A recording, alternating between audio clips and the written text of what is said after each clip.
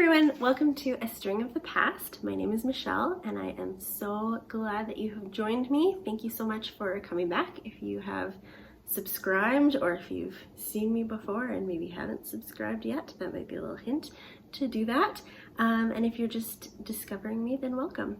I'm here to talk about knitting and cross stitch. A pretty even balance of both today, I would say, and hopefully you are into that. So when I started this back in January as kind of my 2021 goal and project, I wanted to kind of keep my expectations low, probably just, you know, the self-preservation, don't want to seem like I've failed at something, and thought, you know, if 10 or 15 people watch this, that's great. I will just keep making these for the sake of those lovely people that would want to watch me talk about crafts. And so I've been quite blown away to know that there's over 200 people that want to watch me talk about crafts. So I really appreciate that. Thank you so much to the people that have subscribed. I think that it is probably time for a giveaway fairly soon. Not quite organized enough to do it right now. And I wanted to kind of put it out there to ask what kind of giveaways are exciting for you guys. I kind of sense that most people are here for the cross-stitch content more than anything, but let me know. Do you like cross-stitch charts or floss or yarn or maybe even just like a gift card or a gift certificate to a certain store that you might be able to find some things at? I really want to say thank you for all the people that have joined me, so I would love to just do a giveaway that would be exciting for people who are watching. So that's my plan for next time, but I'd love to have a little bit of input on that. So here we are in early July. It is getting to be not so much early July, it's July 9th today, and I typically like to do an episode to wrap up each month, so either right at the end of the month or right at the beginning of the month, and this has just been a crazy time. I'm a teacher, if you are a new viewer, and so June was very busy for me. I had a lot of days that I did not accomplish any crafting whatsoever because I was doing piles and piles of marking and year-end wrap-up kind of things. There were just a lot of tasks on my list. And I mentioned in my last video as well that I have the really exciting opportunity to develop a new option class for next year that I'm going to be teaching, and it involves some of the exciting hobbies and crafts that I really like to do. But in the planning stage, it means that I'm not so much working on my own projects, but thinking about how I'm going to teach some of these things to students. So I've been quite busy with that as well. Summer just started with a bang, and it just seemed like my calendar filled up really quickly because restrictions have been lifted here and we're starting to get back to being able to have social gatherings and being at people's homes and getting together with friends. And so that, combined with the fact that just during the busy school year I haven't seen some friends, it's been really nice to just get some of those things on my calendar. So it's been a good thing, but it has not been great for the crafty content. So yeah, I would like to start with my string of the past. So again, if you're new, I like to show something that I've either made a long time ago or that somebody else has made a long time ago, maybe in my family. And my inspiration for this is that about a week ago I saw on Instagram someone posted, I don't even remember who it was or whether it was in a knitting or a cross-stitch context, but someone posted that it was World UFO Day on July 2nd, and that's like World UFO, like aliens. But they were relating it to the way that we use the abbreviation UFO in the crafting world, which is unfinished object. And I have a lot of those. So for my regular people, you might remember that I'm trying to start all the things this year. And in the cross-stitch realm, that's because I don't have a lot of things started. But in the knitting realm, that's just pure foolishness because I do have a ton of things started. I have tons of unfinished objects and things that I should probably just concentrate on finishing, but foolishly I'm just not going to do that. So I thought that I would pull out maybe not my oldest unfinished object, but something that I wanted to get back to. So this is a mostly finished sweater. It's the Zweig sweater, I think is how you pronounce it, by Caitlin Hunter, who's Boyland Knitworks. and it is a sweater that has a full sleeve and is just missing one sleeve. And I have been working on this for a pretty embarrassingly long time, but I guess there's kind of a reason. So I started this sweater, I had it actually quite nicely updated on Ravelry. I started this sweater towards the end of June 2018, and I found out that I was pregnant with my second daughter roughly a month later. So I started this sweater, got a little ways into it, discovered that my body was going to change shape, and so the idea of finishing a sweater wasn't particularly motivating. I think that I got thinking about making cardigans instead, because that would just be so nice with a nice little pregnant belly. Did I do that? No, of course I didn't, but I decided to like buy yarn to make cardigans because that seems like the obvious choice, right? So this sweater kind of languished for a while. I can remember working on the lace part after my daughter was born. So a crazy thing happened when I was pregnant with my second daughter. Pregnancy brings all kinds of weird symptoms, I guess, or things that make you feel not so great, aversions to certain food, those kinds of things. And lo and behold, this is for real, I developed an aversion to yarn. I couldn't look at knitting on Instagram. I couldn't look at patterns on Ravelry. I couldn't do any knitting for the first few months, which was very sad.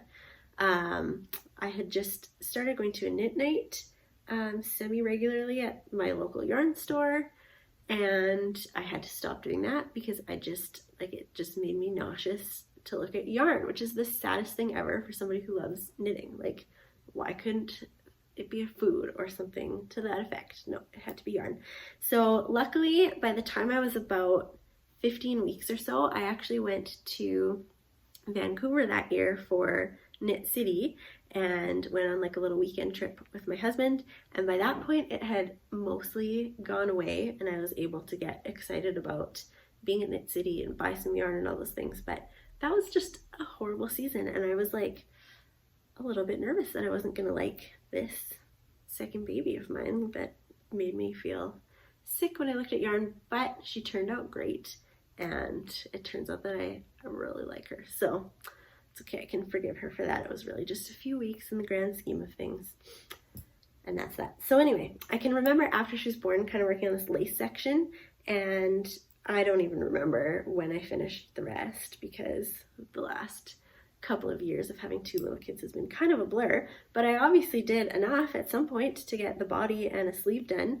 And so now that I have ever so slightly more time on my hands, a second sleeve should not take me that long. I should probably be able to do that. So I am showing this to you on my podcast so that I motivate myself to get this done, so that I can show this to you as a finished object. I am knitting this out of Hedgehog fibers. The lacy white part is a single ply, like single sock, and the other part I believe is just Hedgehog sock. It's been a while and I cannot remember the names of these, and I probably should have looked that up ahead of time, but I'll put it in the show notes. This is one of the things that I'm most proud of and would be super excited to wear. I could wear it to work. So why am I not finishing this? That is a goal for this summer. So viewers can hold me to that. So that's my string of the past, which will hopefully become a string of the present really soon. So this month I didn't do a lot of podcast watching. As I get older, I find that when I'm doing my schoolwork, I used to be able to do it with the TV on all the time, and suddenly I feel like I have to have quiet and focus, and so I haven't really had that stuff going on in the background. But at some point, probably as the workload was easing off a little bit, I noticed that Stephen West has a whole bunch of new videos on his YouTube channel, and his videos are always great and entertaining and informative, and anytime that I've made one of his patterns, I just really enjoy the video tutorials that he provides. And so I just started watching a bunch of them. Some of them weren't really relevant to me or what I was working on, but I just got in a real kind of Stephen West pattern sort of mood. And so I decided to pull out my Winter Lights shawl. And so I got a fair bit done on that. I think I've shown this on here before. I'm liking the colors that are on here. I thought that I was gonna get this podcast done, speaking of winter lights, while the nice bright summer lights were still shining. I don't know if it's getting a little bit dark. We get a lot of sunlight here in Canada in the summer, so maybe the sun just went behind a cloud, but I'll try to sort things out so I don't have the lighting problems that I did last time. I've learned my lesson and I've closed the blinds this time. So this is out of some Sweet Georgia yarn, and the more speckly yarn is, I think, Traveling Yarns, something that I bought when I was in Arizona about, I guess, coming up to close to 2 years ago. So I really like how these are working together. As I pulled this out to show this to you, I noticed something that I may go back and fix, because about 4-ish rows down, it's got all these floats in it from where you carry the yarn across, if you can see that. And for some reason, I don't know what happened, if it got caught on something or if I actually just did something wrong when I was knitting it, but there's this one that is super loose. So I don't know what I did, but I feel like that's gonna really bother me. So if I can't figure out a way to tighten it up, I'm going to maybe go back a few rows and do that. So that is that. The other project that I did some work on knit-wise, I really only worked on 2 knitting projects this month. I think what I did in my desire to start all the things is I think I looked ahead at what the next shawl was that I wanted to start. My goal, if you haven't been with me all year long, has been to start a sweater and a shawl and a pair of socks every month. And I've just horribly, horribly failed at that. But I think I looked ahead to see what the next shawl on my list was. It's probably supposed to be from March. And I think it used the same needle size as my February shawl. So I think what I decided to do was work a little bit more on that one. And I actually got quite a bit of progress done on it. I got my hair done today, which is very exciting because it had been 9 months almost since I'd had a haircut or had my hair done. So it feels great. And I'm pretty new to the world of getting my hair dyed in any sort of way, getting highlights put in. I've been very blonde for a good chunk of my life, and it's only kind of in the last couple of years that it started to get a little bit darker, and so I'm enjoying getting a few highlights. It makes me feel a little more youthful, and it gives me some very exciting me time to go, because it takes a long time to get those things done. It is like an almost 4-hour appointment. And being a teacher and a mom of small kids, I don't often get that much time to sit. Not that I can knit the whole entire appointment, but probably at least a solid hour or 2 of knitting happened today.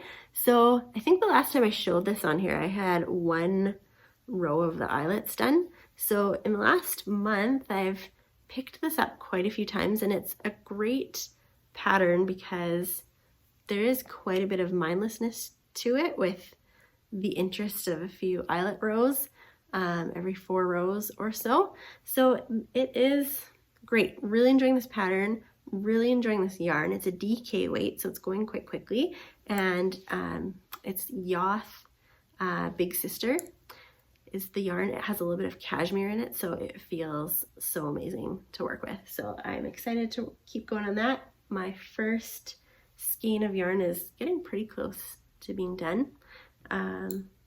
So that's some good progress, and I'm excited about that. Yarn wise, I did some purchasing, and I did even more winning this month. So I rarely win things, but I've won 2 yarn giveaways like almost back to back in the last couple of months. So I went to my local yarn store, Yarn Twisters, for their 3rd anniversary. They were having a little bit of a sale, and I thought I would go in and just see what they had. I had to bring both my kids with me, which I tend to try to do things like that when I'm on my way home from work, or if I have another errand to run where I maybe don't have my kids along with me. But it just worked out that I needed to bring them, and they did pretty well, but it's a little bit to chase them around. However, I kind of went in knowing what I was going to get, and I purchased some Cascade Heritage yarn, which they carry and which I have come to really enjoy. I've bought a fair bit of it recently, and this is where my Stephen West kick continues. I've had a lot of his patterns, of course, on my list of things that I'd like to make for a long time, and one of them is Vertices Unite. I have the pattern in one of the West Knits Best of, is it West Knits Best Knits, I think it's called, books, and so Vertices Unite has been on my list for a while, and I tend to be really into blues and greens, so this is what I got for it. They're all like a little bit heathered, I guess you could say, but mostly fairly solid, but I'm really excited about these color choices, and I'm hoping that it might be one of the many things that I start this year. I'm feeling like I rolled into the summer very disorganized. I'm often spending May and June just like dreaming of summer and how I'm going to craft, and it often kind of relates to me making sort of like crafting plans.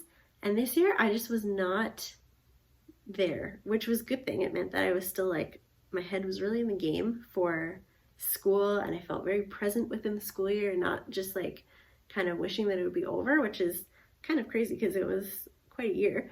But I just kind of went into summer just not having done a lot in June and not really having a great plan for what I was going to do in July. So I'm kind of hoping that I at least end the summer feeling like I'm organized, I get my stuff kind of in order, maybe I start some of those projects that I've been wanting to and meaning to and getting caught up on those kind of plans.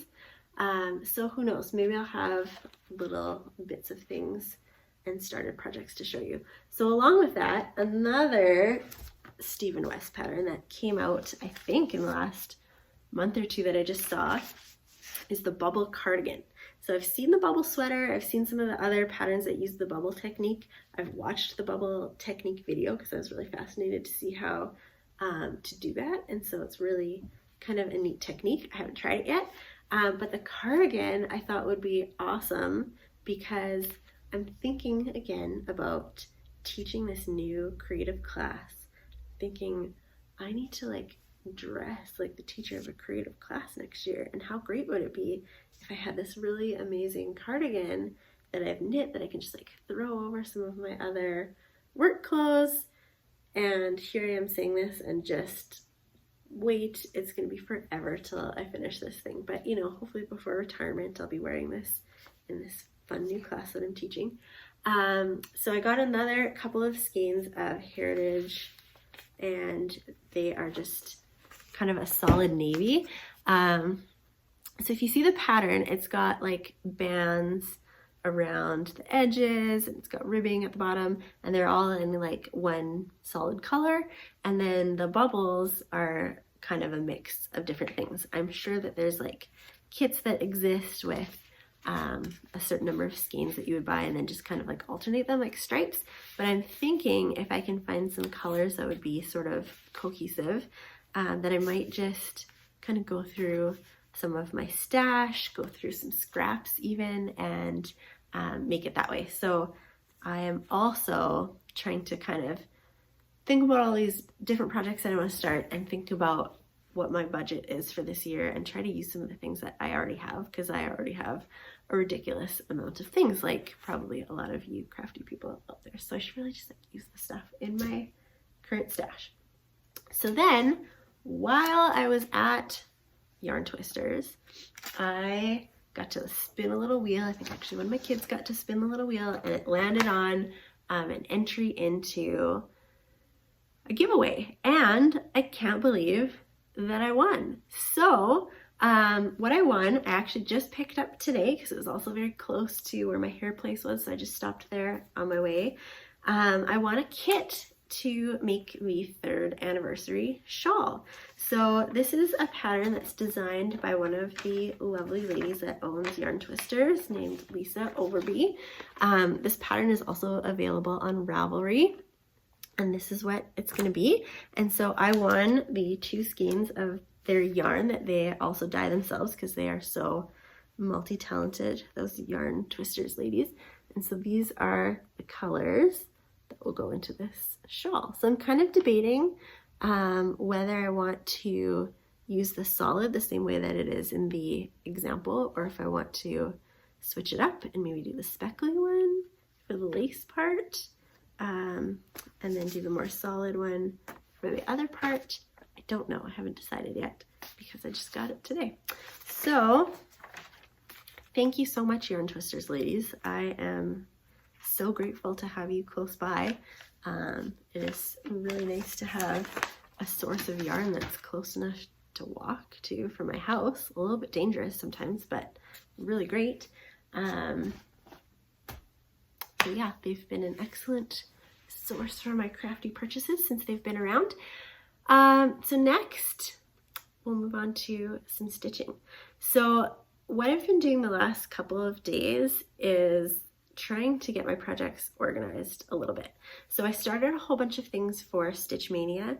I decided to just go for it and start like 21 new things for 2021. And so I kind of rushed through the starts and I cut a few corners along the way in terms of maybe not having all of the floss that I need for every single thing. And sometimes just like cutting out the fabric and just going for it.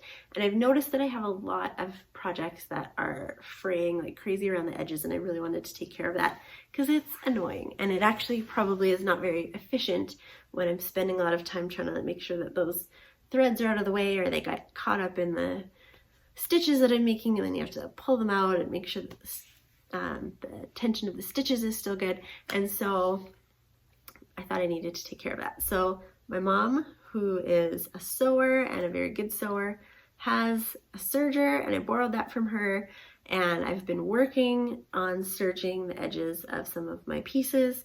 Some of them are humongous, so it does take a little while, and there's one little part in threading the serger that is a bit of a mystery to me, and I've gotten it to work enough that I can get it to work and do quite a few, but then it kind of keeps popping out. I've watched tutorials. I just can't quite figure out exactly what it is these people are doing that I'm not doing, but it's been slightly frustrating. So I've been serging and I've been threading and I've been serging and I've been threading, and I have a few more to do. But over the course of June and a little bit into July, I've worked on 5 of my projects, which is not too bad. Some of them will probably look very similar to what I showed last, but I'll show them to you anyway really quickly. Because again, this is going to be pretty short. I'm going to be doing this pretty quick. So project number 1 that I worked on was Desert Dawn by Carolyn Manning Designs. I started this again as part of Stitch Mania, and this is one of the ones that I got pretty far on. I'm finding that this is a project that if I have an opportunity to bring a cross stitch project with me somewhere and work on it maybe outside of my usual stitching location, this is a good one because number 1, I have all the floss that I need for it already, unlike some of my other projects that I've sort of rushed into starting, and it really kind of builds on itself. So it means that there's not a lot of counting involved. It means that you can kind of just get going on it. So you'll notice I've done a little bit more than the last time I showed this, and I am liking how that's going so far. Next, I worked a little bit, a tiny little bit, on Pandemic by Long Dog Samplers. I only worked on it one time, and I only did about 100 stitches or so.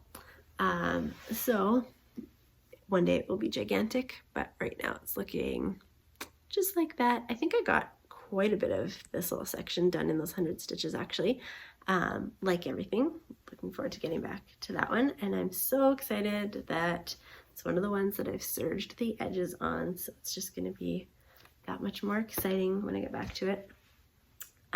Thirdly, I worked on this one 5 different times, which during a month where I didn't work on things on lots of different days is not too bad. And I was actually just at Michael's yesterday, and I focused on buying some more of the flosses that this one needs because I didn't have them all yet. Again, I serged this one. No, I didn't actually. I think my mom had serged this piece of fabric for me lovingly a while ago. But I got a fair bit more done than last time. This one is kind of full coverage. It's an Artecy pattern. It was free a number of months ago. It's called Dahlia's print, and maybe somebody can tell me. So I am a recent joiner of the Facebook group Full Coverage Fanatics. I've barely posted anything in there or done anything with it.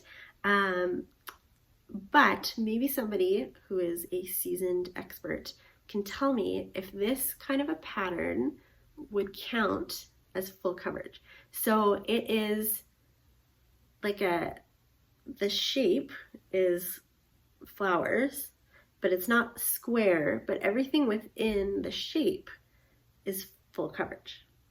So I'm not 100% sure. From my understanding, I think that counts, but I'm not totally sure.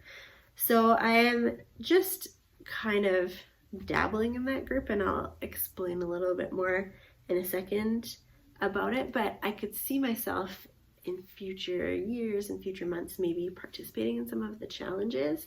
And so can this count for full coverage? I don't know. Another full coverage one that I worked on, but again, only one time and only about 100 stitches, is Night Colors, also an Artecy pattern based on artwork by Leonid Afrimov. So got a little bit more done. I don't know how much you can tell that there are a few different shades of black and navy blue in there. It doesn't look like too much so far, but there's some other fun colors that are coming up, so it'll be really exciting when some of the bright colors work their way in there. And then finally, this you've been seeing probably right from the beginning of my podcasting. This is the first full coverage project that I started in January. I think I started it right away, possibly on January 1st. It is a slow go. I've worked on it quite a bit this year, but it is a lot of confetti. I'm doing the parking technique on it, and I'm kind of going row by row. It was suggested to me, and I know this, that by doing it in strips, you can end up with like vertical lines that go through your piece. But so far, there's so much confetti in this, and the way that I'm parking it, I think, is helping me avoid that. So when I look at it, I don't see lines in these first few rows. So I think I'm gonna stick with this and maybe not do like the sort of like feathering technique. But if you see lines and you think that this is not gonna go well for me, let me know. Right now, this is less than 1% of the pattern. So if there's lines in it, I don't think it's gonna be super noticeable when it's all done. And I do notice that there are some bigger sections coming up where I will get to do at least a few stitches in a row. I think the whole pattern is still going to be pretty intense with the confetti, and it's not going to be huge blocks of color, but this is where it's at. And so I decided, kind of on a whim again, because I wasn't super prepared for what my summer plans were going to be. I saw that Full Coverage Fanatics was doing a Tour de France event, and so you could sign up for doing a certain number of stitches all in one project. And so I signed up, whatever that means, by adding a post with this project, and I committed myself to doing like over 3,000 stitches.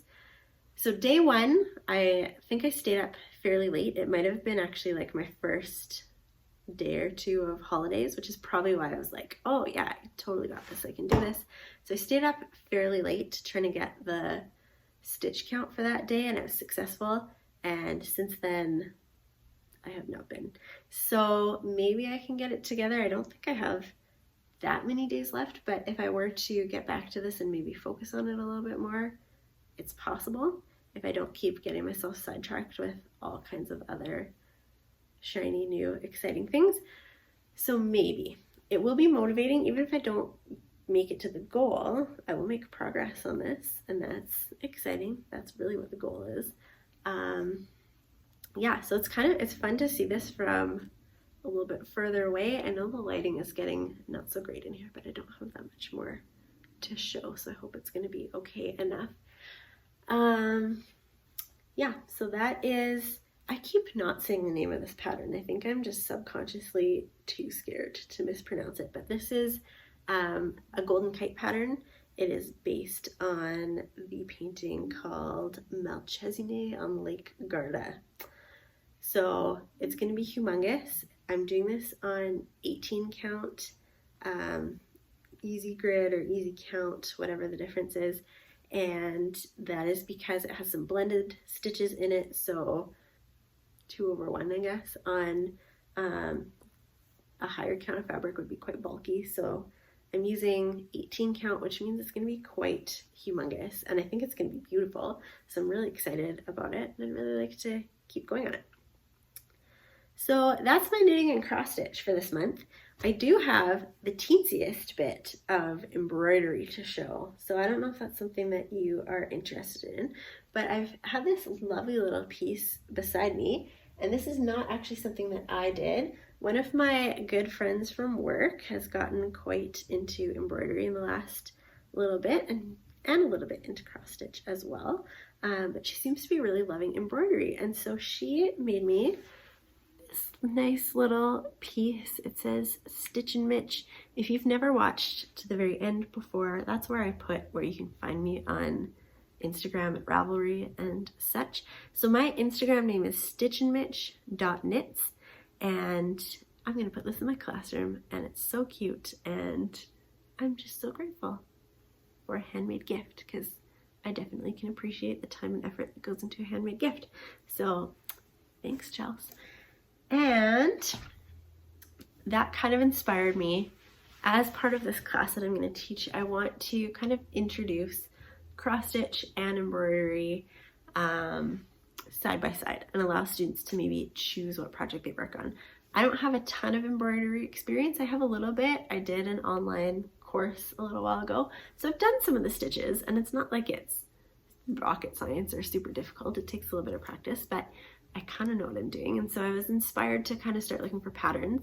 And I noticed that the DMC website, I don't know if you stitchers all know this, but the DMC website has like a gazillion free patterns, both cross stitch and embroidery. Some of them are really tiny, but there's quite a bit there. So I thought I would look and see what kind of free patterns there were.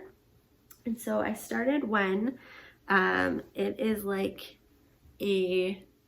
I think it's called like Grapefruit Spritz or something like that. It's like a cocktail cup, and it's got slices of grapefruit in it. It's got little like mint leaves in it, and it just looks great. So I just started it yesterday, and I kind of quickly, surprise, surprise, decided to move on to other things. Just bear with me for a second. Got it stuck here on the hoop.